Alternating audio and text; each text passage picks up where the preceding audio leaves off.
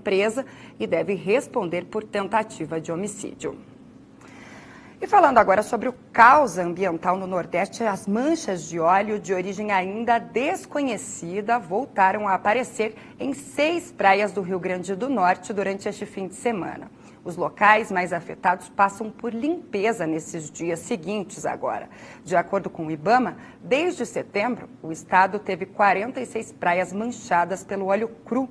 As 6 do último fim de semana já haviam sido atingidas em outras datas. As manchas de petróleo em praias do Nordeste já atingiram 225 localidades em 80 municípios de 9 estados desde o final de agosto. E uma notícia muito triste, morreu neste domingo aos 64 anos o diretor e ator Jorge Fernando. Desde 2017, ele enfrentava complicações pelas sequelas de um AVC. Deu entrada ontem à tarde no hospital após passar mal e morreu por volta das 8 da noite depois de uma parada cardíaca. Filho da atriz Hilda Rebelo, Jorge nasceu no Rio de Janeiro em 29 de março de 1955. Estreou na televisão no seriado Ciranda Cirandinha, exibido pela TV Globo em 1978. Nos anos 90, Jorge Fernando trabalhou em várias produções, mas foi como diretor que ele se destacou. Dirigiu 34 novelas, minisséries e seriados. O velório foi marcado para esta terça-feira na Capela Ecumênica do Crematório e Cemitério da Penitência, no Caju. Aberto ao público das 8 às 10 da manhã e das 10 à 1 da tarde apenas para amigos e familiares. Uma grande perda. E falando agora de saúde, o segundo tipo de câncer mais frequente no mundo de mama é o que mais aparece nas mulheres. Apesar das taxas de mortalidade ainda serem altas no Brasil, o diagnóstico precoce pode salvar a vida de muitas pacientes. Por isso, é essencial que as mulheres estejam sempre atentas ao próprio corpo e não deixem de fazer os exames de rotina. Neste mês, em que todo mundo se une em torno desta causa por meio da campanha Outubro Rosa, reunimos histórias de algumas mulheres que podem falar orgulhosas: eu venci esta batalha. Certa vez, fui desafiada para uma grande luta. A luta foi fechada sem sequer me perguntarem se eu aceitava. O adversário, já bastante conhecido, tinha fama por ser implacável, cruel e muito temido. Na encarada oficial, olhei bem no fundo dos olhos dele e falei: eu vou vencer essa guerra. Então fui para dieta, corte de peso e comecei a ficar fraca, antes mesmo da luta começar. Sequer deu tempo de eu fazer um camp e me preparar para essa batalha. Quando eu me dei conta, a luta já havia começado. Então lá estava eu, em cima daquele ringue. Não tinha mais como voltar atrás, era tudo ou nada. Me enchi de coragem, respirei fundo, ergui a guarda e fui para a luta. Deus foi o árbitro central dessa batalha, sempre mantendo o controle de tudo. E foi uma luta longa. 37 rounds, radioterapia e quimioterapia. Após vários golpes, já bastante machucada, cheguei a pensar que não fosse conseguir chegar ao fim dessa luta. Já estava esgotada e quase sem forças. Mas uma das coisas que a gente aprende quando luta é que quando a força acabar, a gente tem que ir no coração. Então meu espírito de guerreira falou mais alto, puxei o gás e comecei a contra-atacar, inverti o jogo. Foi aí que eu usei o meu golpe principal, a fé, que me fez com que meu adversário fosse ao chão. Dei um belo de um nocaute nele e pus fim àquela luta. E nessa batalha duríssima, eu fiquei com o cinturão e me consagrei campeã absoluta. E o prêmio que eu ganhei, o mais valioso de todos, a vida. Superação. Essa é a palavra que define Nadine. Aos 29 anos, o diagnóstico. Mas ela escolheu lutar com todas as forças para sobreviver. Houve um ponto do tratamento quando eu percebi, poxa, é sério. Quando eu percebi, assim, as mudanças drásticas no meu corpo, comecei a enfraquecer muito, devido ao tratamento que é muito invasivo. Perdi minhas forças, eu não conseguia subir uma escada, eu não conseguia mais tomar banho em pé, então eu enfraqueci. Aí eu falei, é nesse momento que eu tenho que resistir ao máximo. Então me apeguei em Deus, logicamente, né? Então era muito positiva, fazia muitas orações, o pessoal sempre orando por mim. E eu falei, eu vou ficar firme, eu tenho que resistir, tenho que aguentar, é só uma questão de tempo. Aí eu falei, agora é guerra, né? Tenho que lutar com isso. E já por vir dos meus treinamentos, a gente começa já a adotar essa postura, assim, de mais valente, mais guerrear mesmo. E foi dessa forma que eu fiz. Foi uma lutadora, né? Ali no hospital e me mantendo firme, não desistindo. Isso nem passou pela minha cabeça, desistir. Foi algo que em momento nenhum eu falei, não. Eu falei, eu vou até o final e vou vencer. Estava convicta que eu ia vencer essa luta. Por manter o pensamento positivo e lutar pela recuperação, ela passou apenas 6 meses em tratamento. Para este especialista, o desejo de melhora dos pacientes ajuda no processo de cura. É difícil a gente dar um dado, um percentual expressivo, mas isso a gente vê no dia a dia do consultório. Então, ter uma mensagem positiva, ter um apoio dos amigos, ter uma família atuante, são coisas que a gente observa que facilita muito a percepção do que precisa ser feito, a reação do organismo e os melhores resultados. No caso da Silmara, quando a força faltava, o marido, a família e os amigos apoiavam e mantinham ela com o sentimento de que o tratamento estava quase no fim. Eu tive o apoio 100% do meu marido, que eu acho que isso faz muita diferença no tratamento. Meu marido, minhas amigas que me acompanharam, que iam comigo durante as quimioterapias, né, a família me dando força. Então, eu recebia muito essa energia, sabe, das pessoas me mandando essa energia. Porque o primeiro momento é um momento que você perde completamente o chão, né?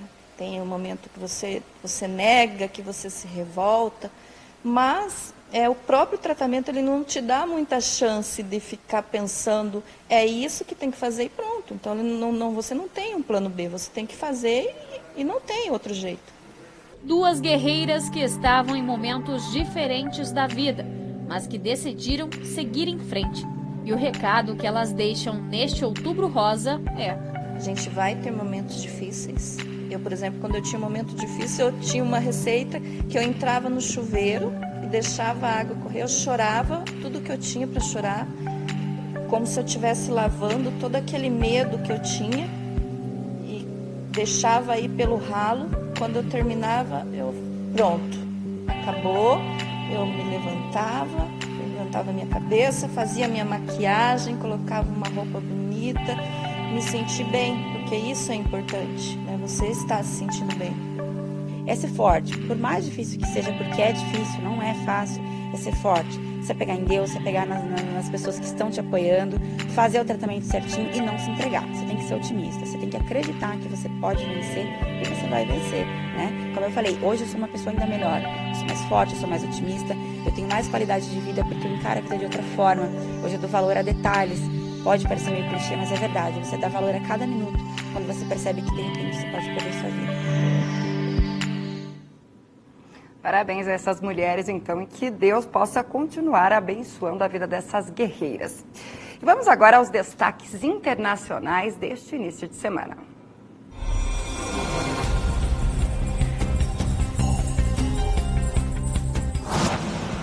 Começamos o Giro Mundial desta segunda-feira com notícias dos Estados Unidos.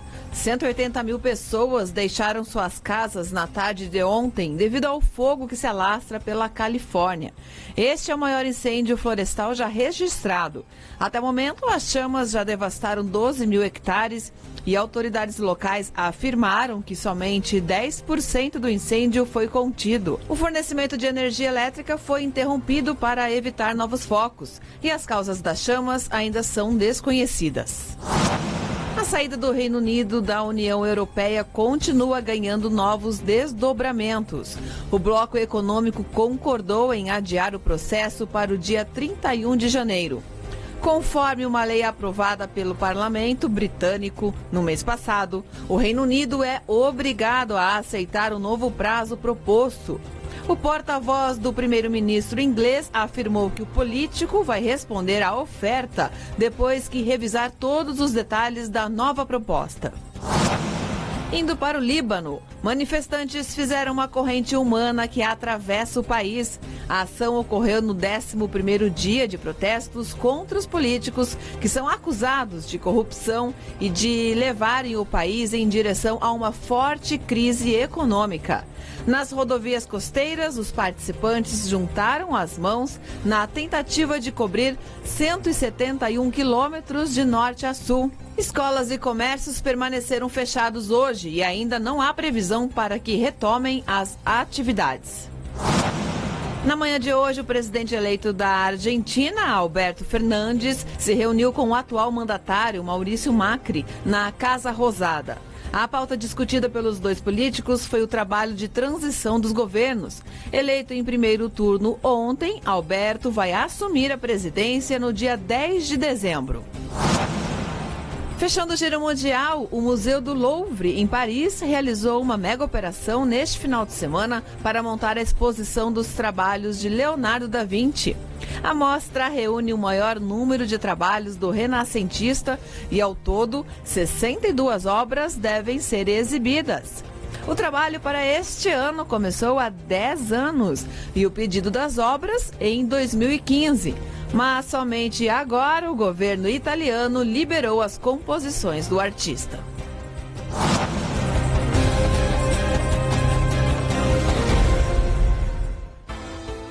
Agora 6h44 pelo horário de Brasília. O Mundial News vai a um breve intervalo e volta em instantes para falar de esporte. O Flamengo vence mais uma e segue liderando o Brasileirão.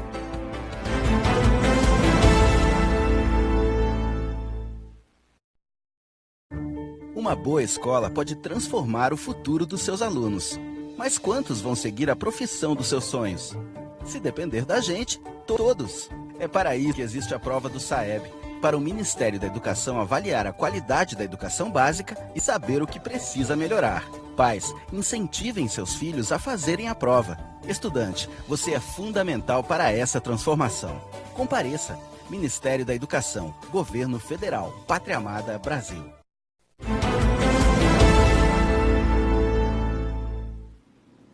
E agora é hora de falar de esporte.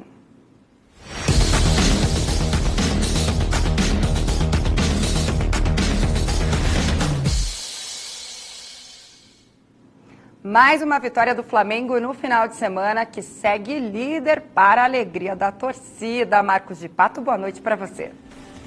Boa noite, Thaís. Boa noite a você que nos assiste. Só alegria para a torcida flamenguista, viu, Thaís? Com mais uma vitória no Brasileirão, o Flamengo segue firme e forte na ponta da tabela de classificação e cada vez mais perto do título da competição.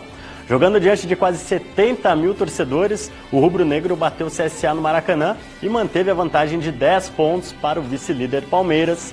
Já o Verdão fez a parte dele para não ver a distância aumentar. Fora de casa, o Palmeiras venceu o Avaí por 2-1. Vamos ver os gols. Com gols todos no segundo tempo, o Verdão abriu o placar aos 8 minutos nesse belo cabeceio de Daverson. Debaixo de muita chuva, o árbitro marcou pênalti para os donos da casa com o auxílio do VAR aos 29 minutos. João Paulo cobrou e empatou a partida. E 5 minutos depois, novo pênalti, dessa vez para o Verdão. Na cobrança, Gustavo Scarpa deu a vitória para o Alviverde Paulista. Com direito a recorde de público do campeonato, o Flamengo decidiu o jogo contra o CSA logo aos 8 minutos de jogo. Arrascaeta marcou o gol da vitória flamenguista.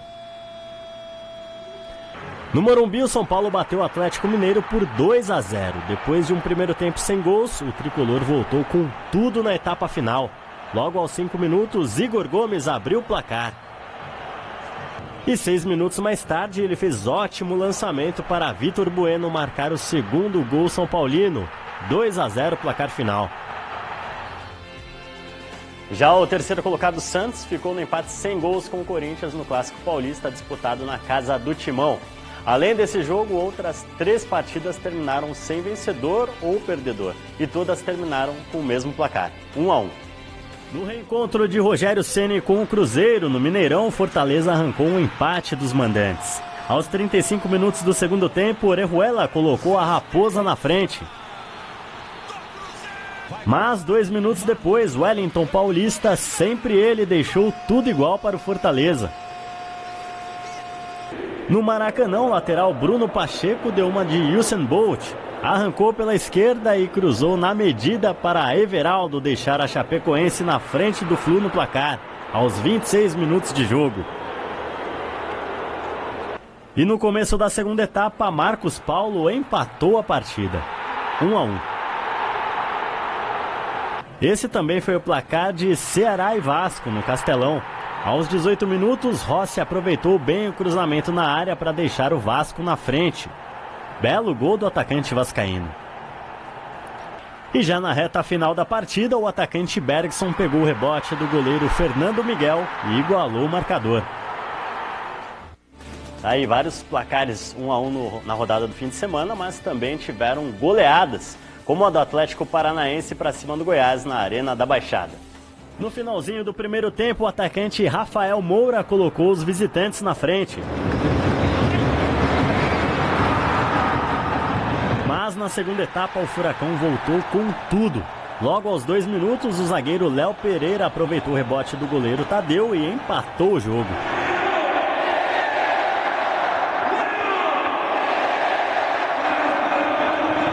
A virada rubro-negra veio 5 minutos depois, com o gol de Rony nesse chute no cantinho.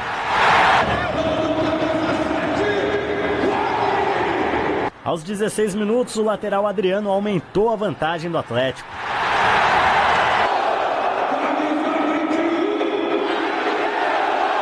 E já nos acréscimos do jogo, o Marco Ruben fechou o placar. Furacão 4, Goiás 1.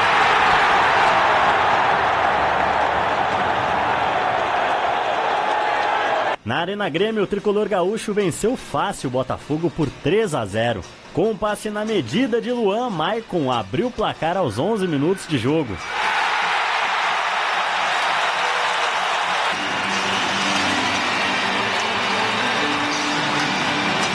O Grêmio chegou ao segundo gol aos 25 da etapa final, com o Tassiano.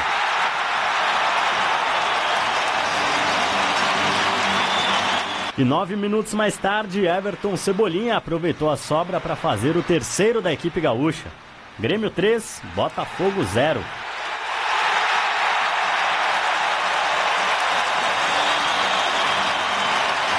Depois de um primeiro tempo sem gols na Arena Fonte Nova, a segunda etapa da partida entre Bahia e Internacional foi recheada com 5 bolas nas redes. Com 3 minutos, Guerreiro abriu o placar para o Inter.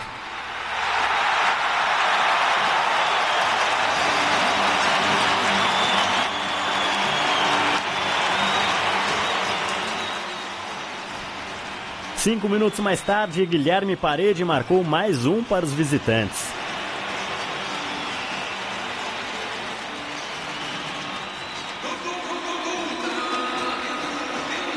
O Bahia diminuiu aos 25 com o gol do atacante Arthur.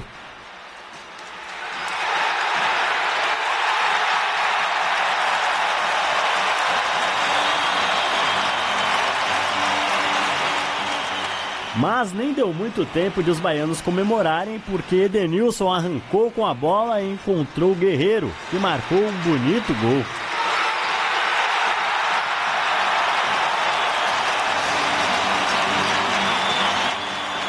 E na reta final da partida, o lateral Juninho acertou um lindo chute de primeira para descontar. Bahia 2, Internacional 3. Aí, chuva de gols então na Arena Fonte Nova. E agora o assunto é Fórmula 1.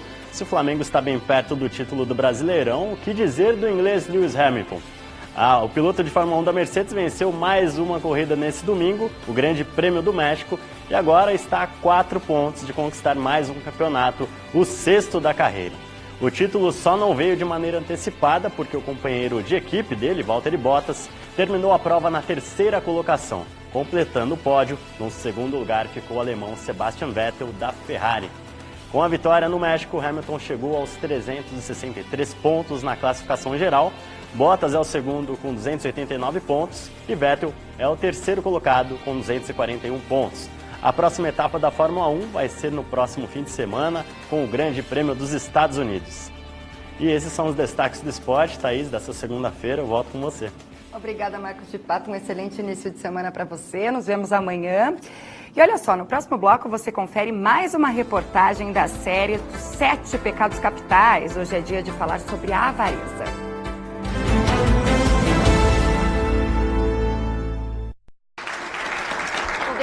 Obrigada. É uma honra assumir a presidência dessa empresa. Eu queria agradecer ao diretor jurídico, à diretora financeira, à diretora de marketing e ao... Você tem prova do Enem hoje, né, filha? Oi? A prova do Enem é hoje, né? É hoje. Para realizar o seu sonho, você precisa fazer a prova do Enem. Confira seu cartão de confirmação da inscrição, leve caneta esferográfica transparente de cor preta e não se atrase.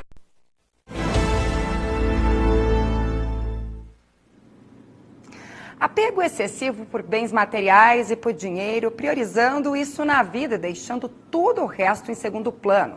Essas são as características de uma pessoa avarenta. O pecado da avareza é o tema da série Os 7 Pecados Capitais que estamos exibindo no Mundial News desde a semana passada. E você pode conferir em nossas redes sociais, as que já foram exibidas, inclusive. Já falamos sobre preguiça, ira e vaidade. Saiba agora, então, quando uma pessoa pode ser considerada avarenta.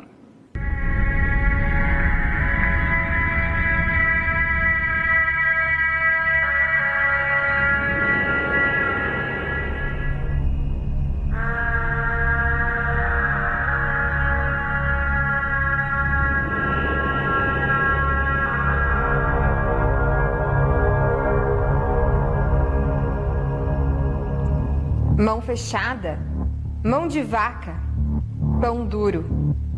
Esses são alguns dos termos usados para falar que uma pessoa é apegada ao dinheiro.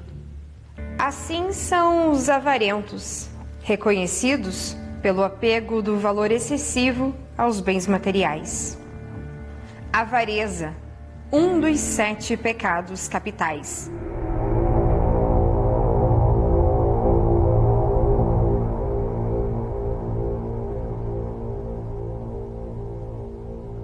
Por ser um dos 7 pecados capitais, a avareza se destaca pelo apego excessivo do ter.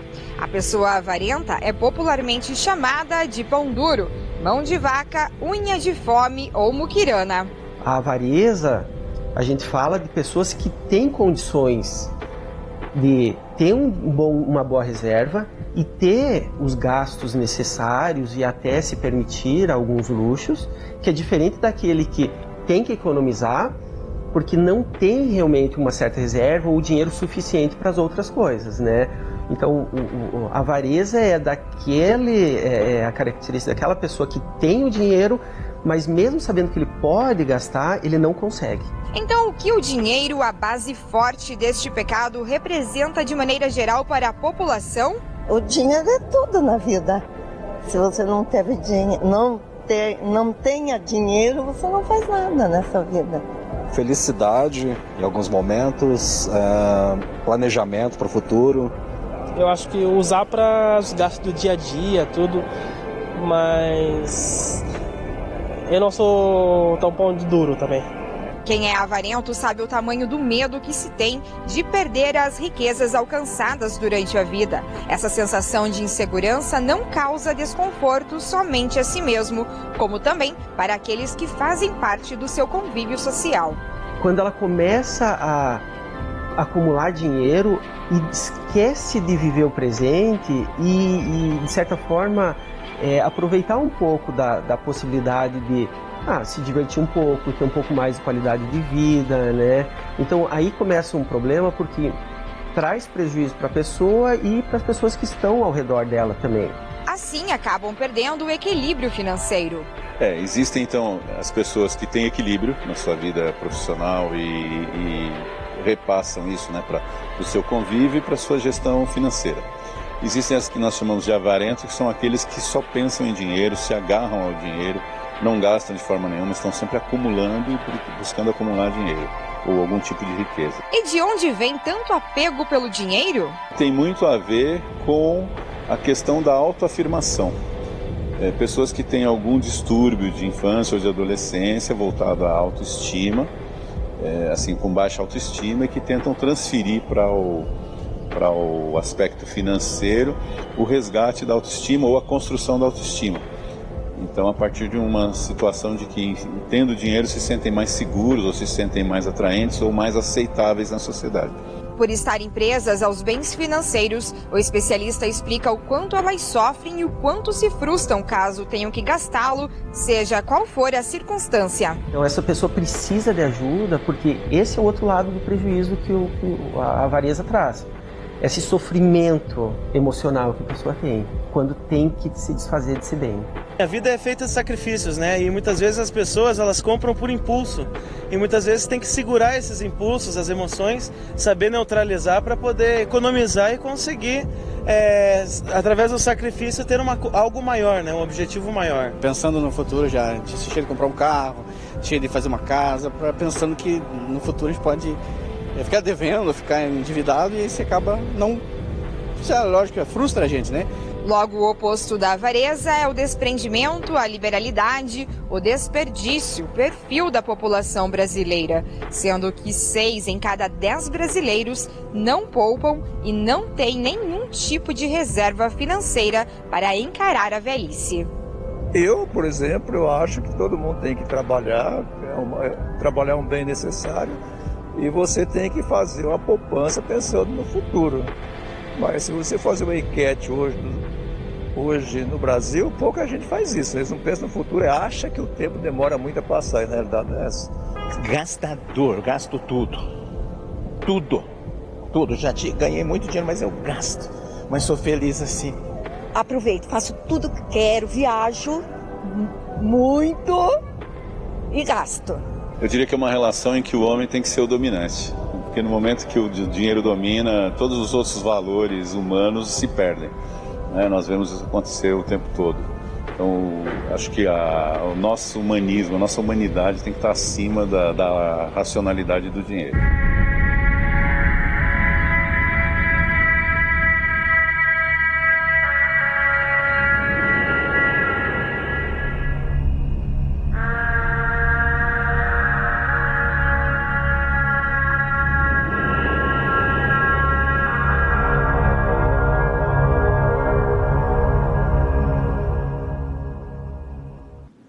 Reflexão é mais válida do que nunca nos dias de hoje, né?